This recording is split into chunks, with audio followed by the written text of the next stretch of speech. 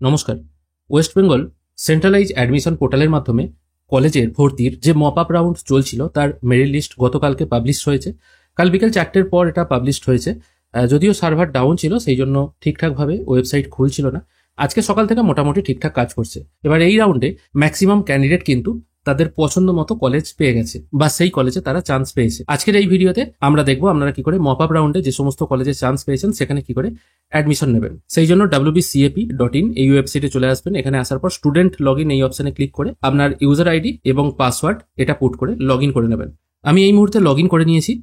এখানে যে ক্যান্ডিডেট দেখতে পাচ্ছেন সেই ক্যান্ডিডেট 25টার মধ্যে মাত্র দুটো চয়েস দিয়েছিল এবং দুটোর মধ্যে সে প্রথম যে কলেজটা রেখেছিল আর কি সেই কলেজটাতেই কিন্তু চান্স পেয়ে গেছে।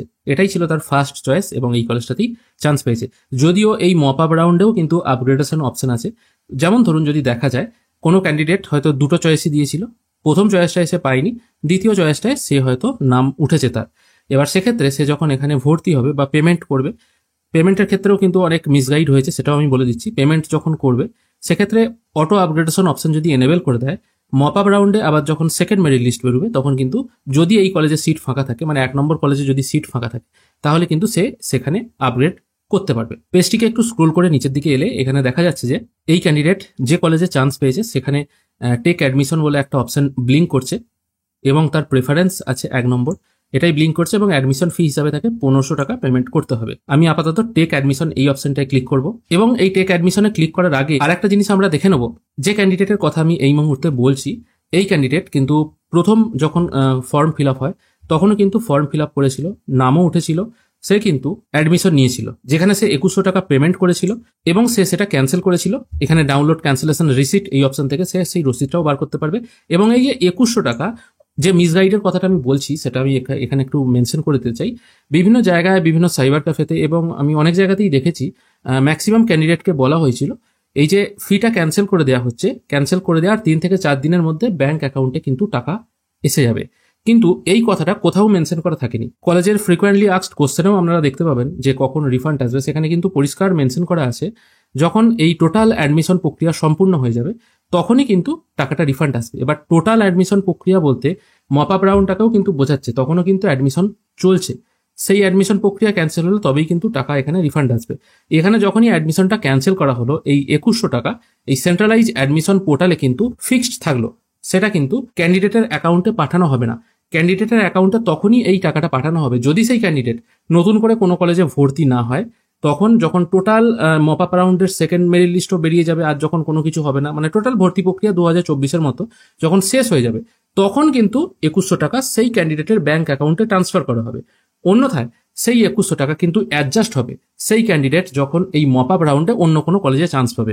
এই জিনিসটা কিন্তু মাথায় রাখুন। অনেক ক্যান্ডিডেট হয়তো বলছে আমার কাছে এখনো কেন টাকা ফেরত এলো না। এবার দেখুন মজাটা কি হয়, এই 2100 টাকা কিভাবে অ্যাডজাস্ট হচ্ছে।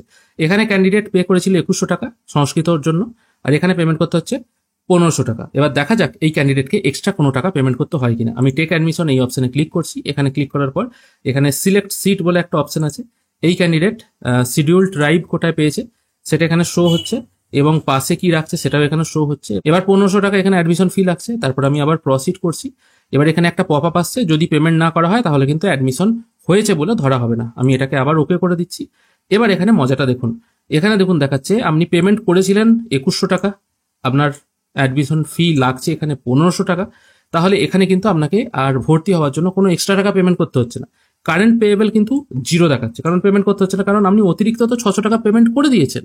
এবার এই কখন 600 টাকাটা আপনি রিফান্ড পাবেন, এই রিফান্ড পাবেন যখন টোটাল অ্যাডমিশন প্রক্রিয়া সম্পূর্ণ হয়ে যাবে। তাই ফি পেমেন্ট করার আগে এই জিনিসটা কিন্তু অবশ্যই দেখে রাখবেন। আবার অনেক ক্যান্ডিডেট মনে করছে 2100 টাকাটা আমার অ্যাকাউন্টে চলে আসবে, আমার কাছে যেহেতু ক্যান্সেলেশন রিসিট আছে। এবার তাহলে সেই ক্যান্ডিডেট 2100 টাকাও পাবে, আবার 600 টাকাও পাবে, তাহলে তো তার কোনো ভর্তি হওয়ার ফি লাগলো না। ঠিক আছে, ব্যাপারটা কিন্তু এটা নয়।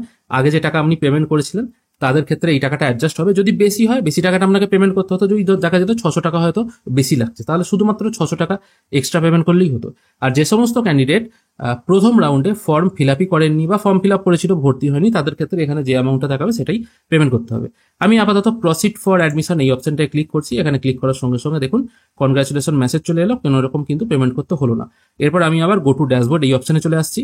এখানে আসার পর ডাউনলোড পেমেন্ট রিসিট বলে একটা অপশন চলে আসছে, আমি এটির উপরে একবার ক্লিক করছি।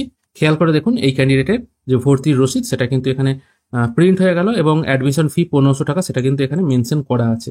এটা বলা নেই যে অ্যাডজাস্ট হয়েছে, এটা কিন্তু পেমেন্ট যে রসিদে সেটা কিন্তু লেখা আছে এবং বাকি টাকাটা কিন্তু অ্যাডজাস্ট হবে, সেটা অটোমেটিক সে ফর্ম ফিল আপ করার সময় যে ব্যাংক অ্যাকাউন্ট দিয়েছিল সেখানে কিন্তু ফেরত চলে আসবে। আশা করি আপনাদেরকে বোঝাতে পারলাম মপ আপ রাউন্ডে অ্যাডজাস্টমেন্ট বা পেমেন্ট অ্যাডজাস্টমেন্টের ব্যাপারটা কি বা কি করে ভর্তি হবেন। এই ভর্তি হওয়ার পর আপনাদেরকে আগামী 3 তারিখে মানে 3রা সেপ্টেম্বর কলেজ ভেরিফিকেশনে যেতে হবে। সেটা কলেজের ওয়েবসাইটে দেখে নেবেন সেই কলেজে কোন সাবজেক্টের জন্য কত তারিখ ধার্য করা হয়েছে।